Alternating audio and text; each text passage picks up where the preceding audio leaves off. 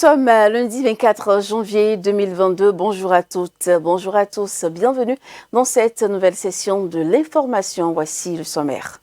De nouveaux ambassadeurs accrédités auprès du Bénin entrent officiellement en fonction. Ils ont présenté leur lettre de créance au chef de l'État, Patrice Talon.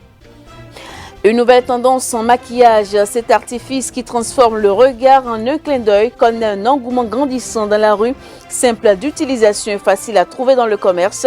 Il en existe aujourd'hui plusieurs références, cependant, il n'est pas sans conséquences sur ses utilisateurs.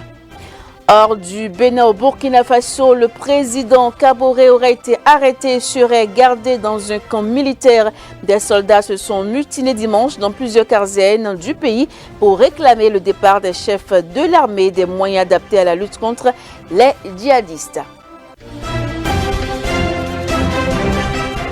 Bienvenue à toutes et à tous dans ce journal. Une délégation conduite par le président de la commission de l'UEMOA, Abdoulaye Diop, a été reçue en audience au palais de la Marina par le président de la République, Patrice Talon.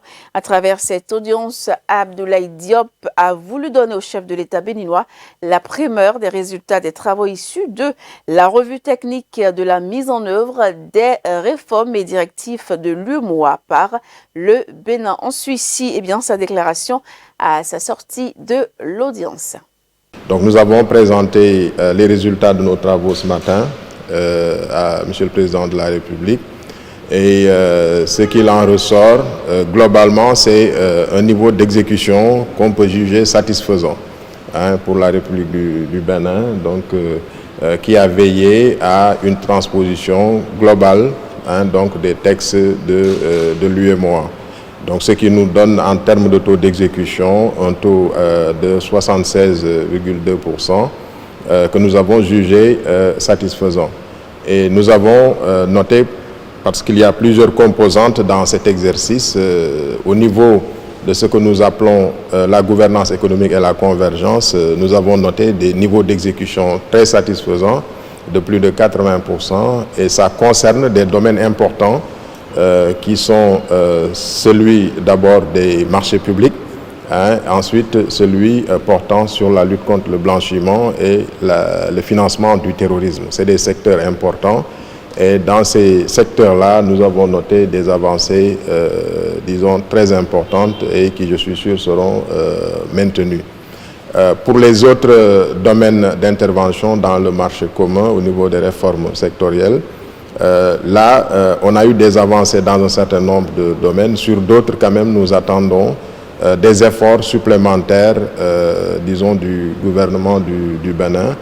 Et ce qui est important en cette matière-là, qui porte sur des sujets importants également, parce que c'est sur les questions de libre circulation, sur les questions de concurrence, sur les questions également d'infrastructures, de gestion des infrastructures, disons, ferroviaires, etc.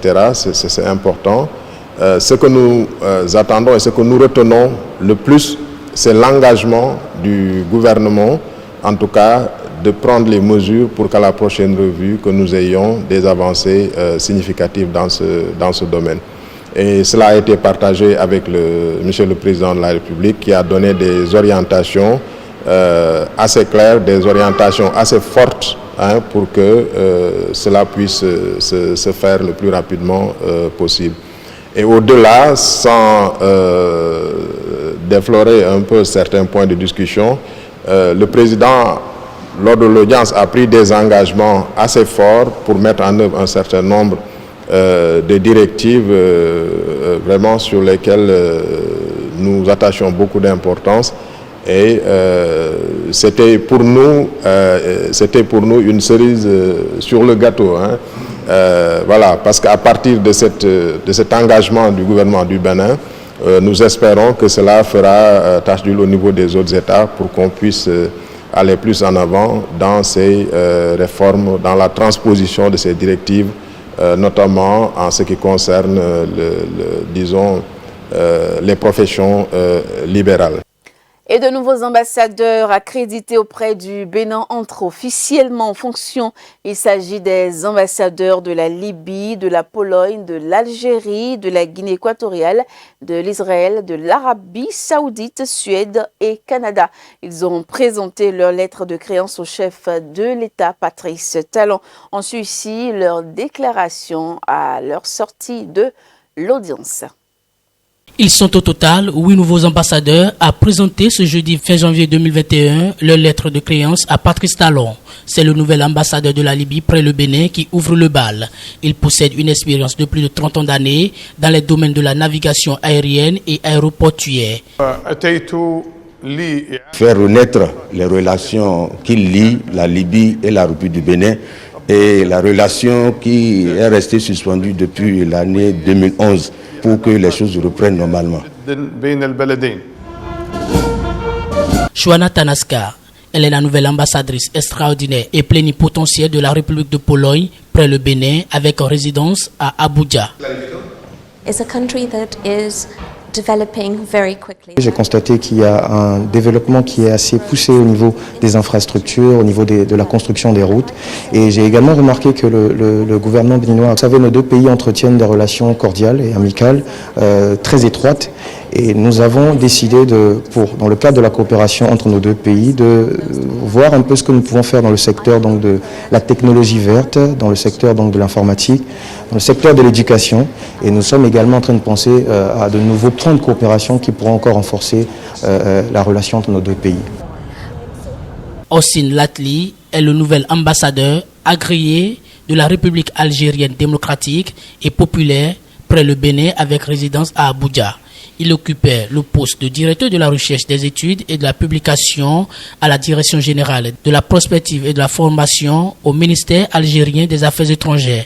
Aujourd'hui, j'ai l'honneur et le plaisir d'être reçu par son Excellence, M. Patrice Talon, président de la République du Bénin.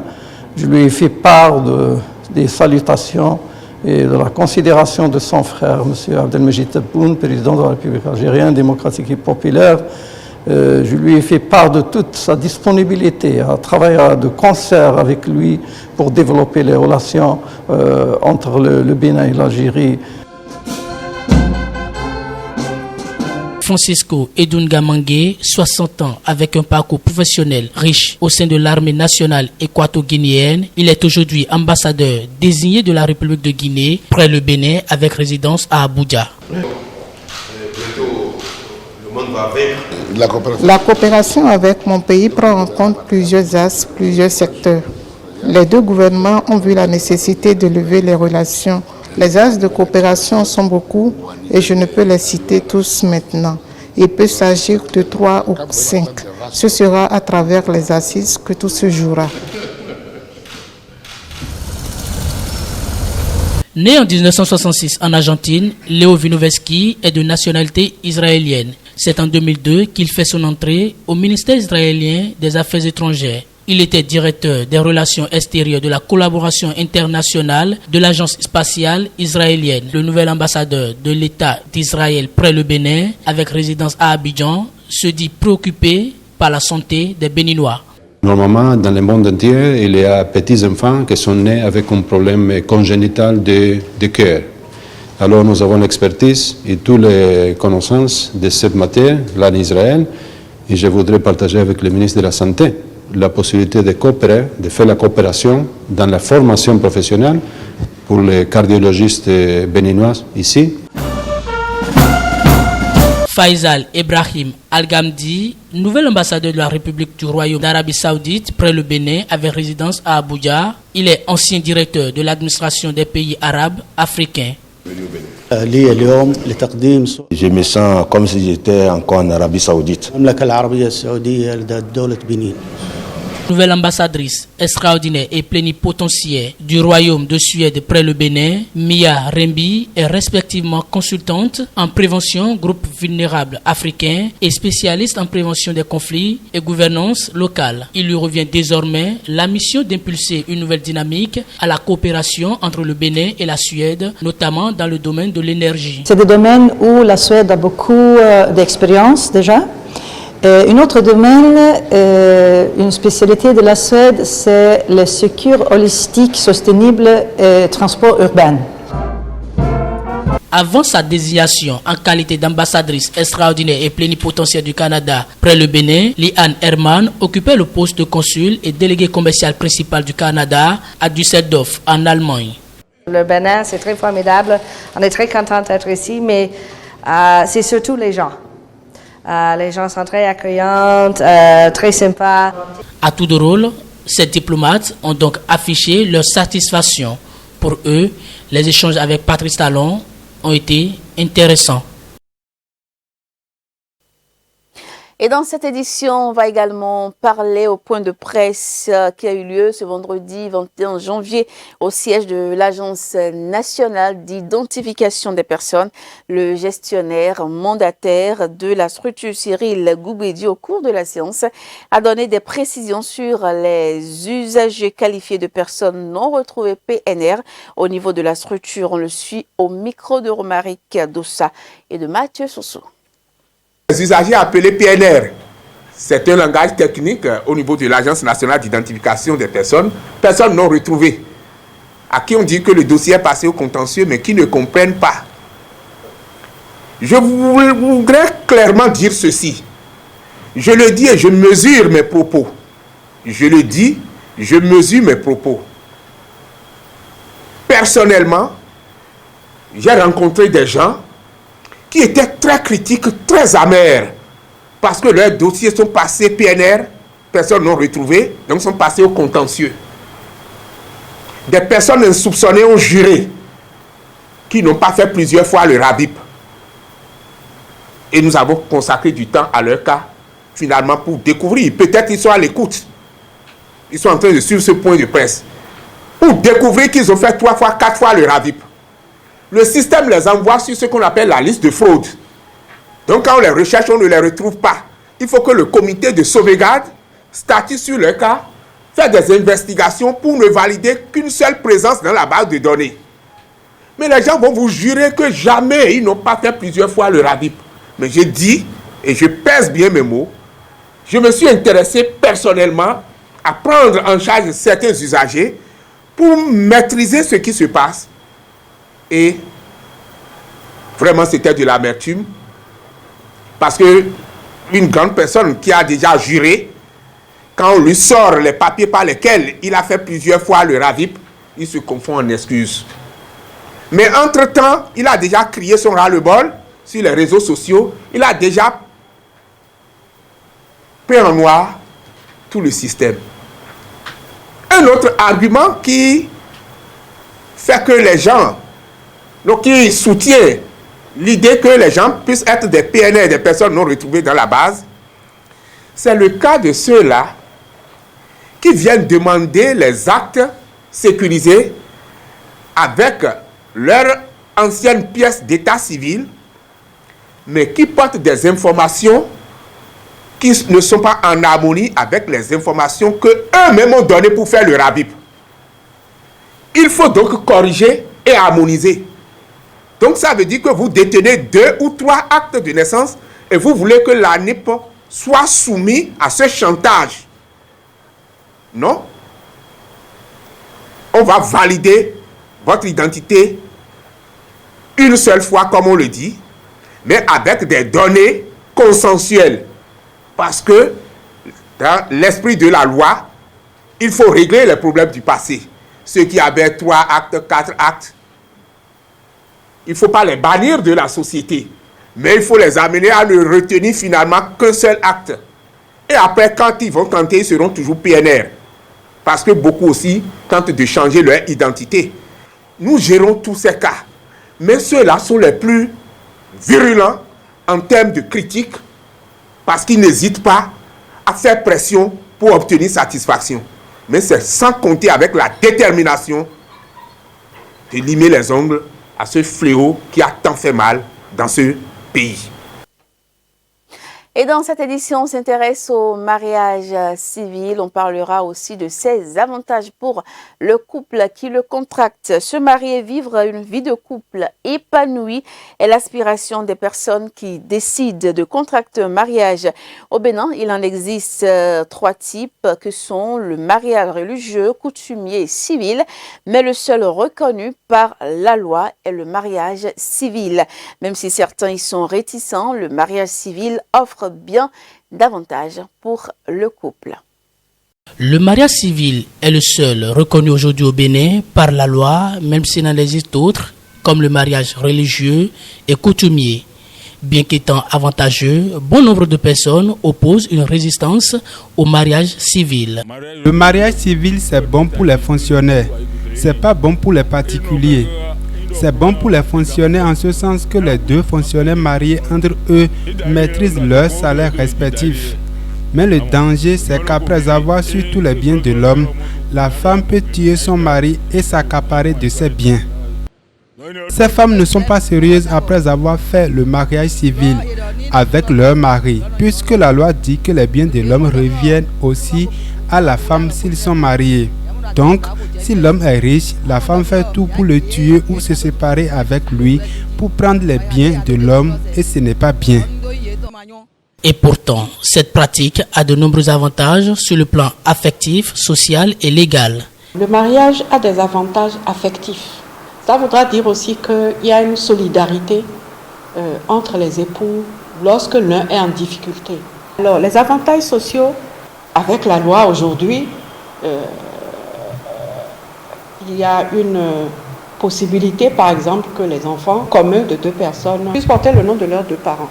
L'autre chose aussi, c'est que le mari peut bénéficier d'une couverture sociale qui est accordée à sa femme en tant qu'ayant droit. Et aussi,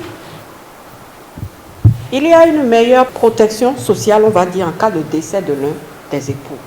Parce que la loi a prévu que lorsque les gens sont mariés, et qu'il y a un décès de l'un des époux, jusqu'à ce que l'époux survivant décide de se marier à une autre personne, il a droit à des aliments de la part de la succession et il a droit à un quart de la succession que laisse l'époux qui est décédé le premier.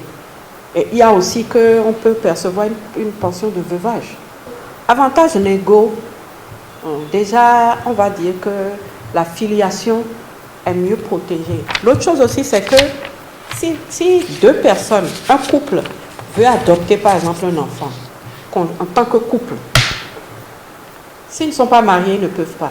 2 concubins ne peuvent pas se mettre ensemble et dire on veut adopter un enfant, on n'en a pas. Libre donc à chacun de faire son choix à l'analyse des avantages évoqués. Et j'en parlais à l'entame de cette édition. Les cils artificiels, encore appelés fossiles, depuis quelque temps sont devenus la nouvelle tendance en maquillage. Et cet artifice qui transforme le regard en un clin d'œil connaît un engouement grandissant dans la rue et dans les magazines. Pas une photo de star sans fossiles.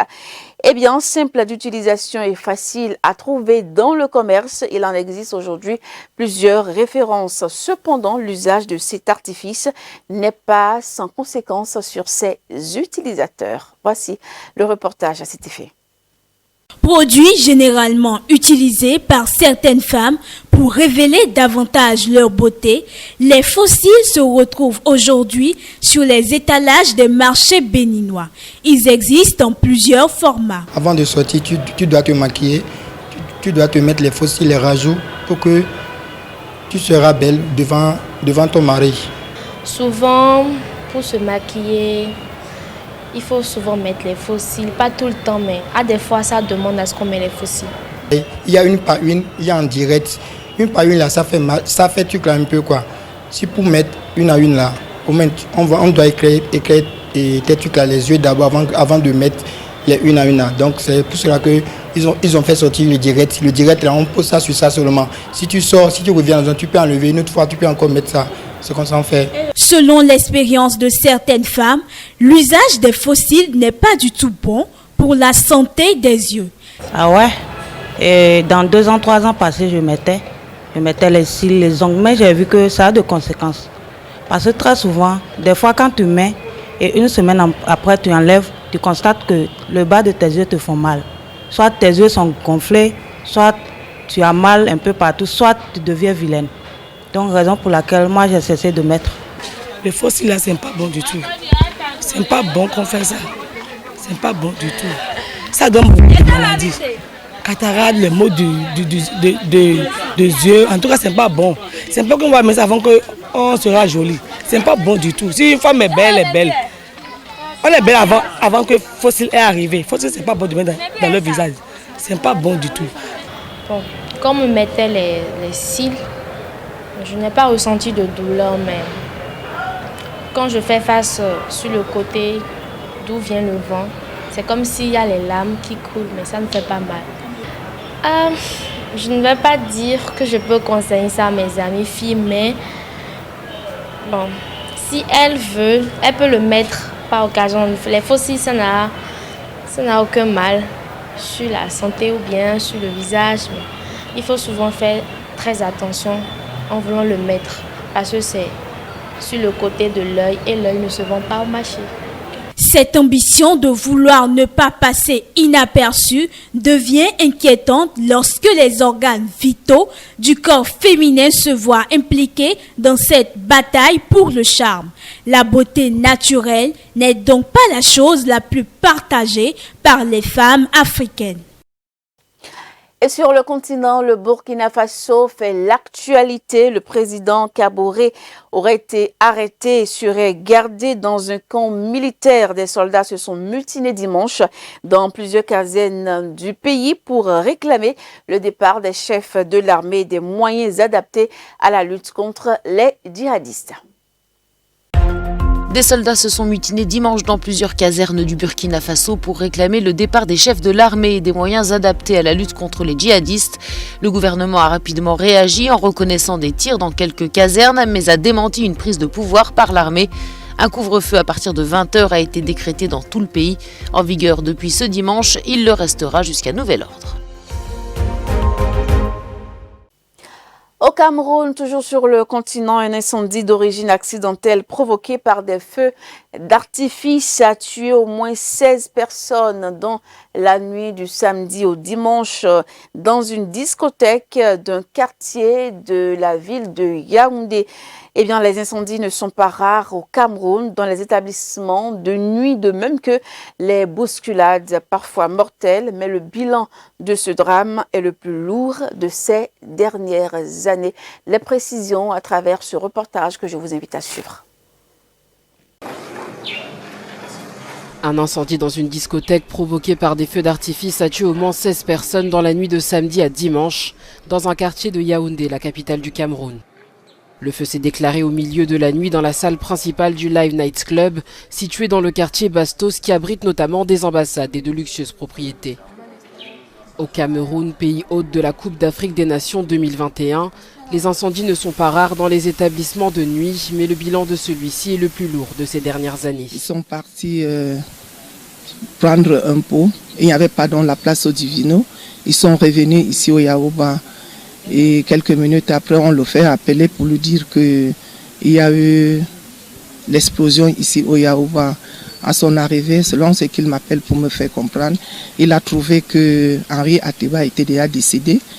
Et Jonas Miché, lui, gravement blessé, brûlé, il a apporté pour l'amener à l'hôpital central. Il est entre la vie et la mort là-bas.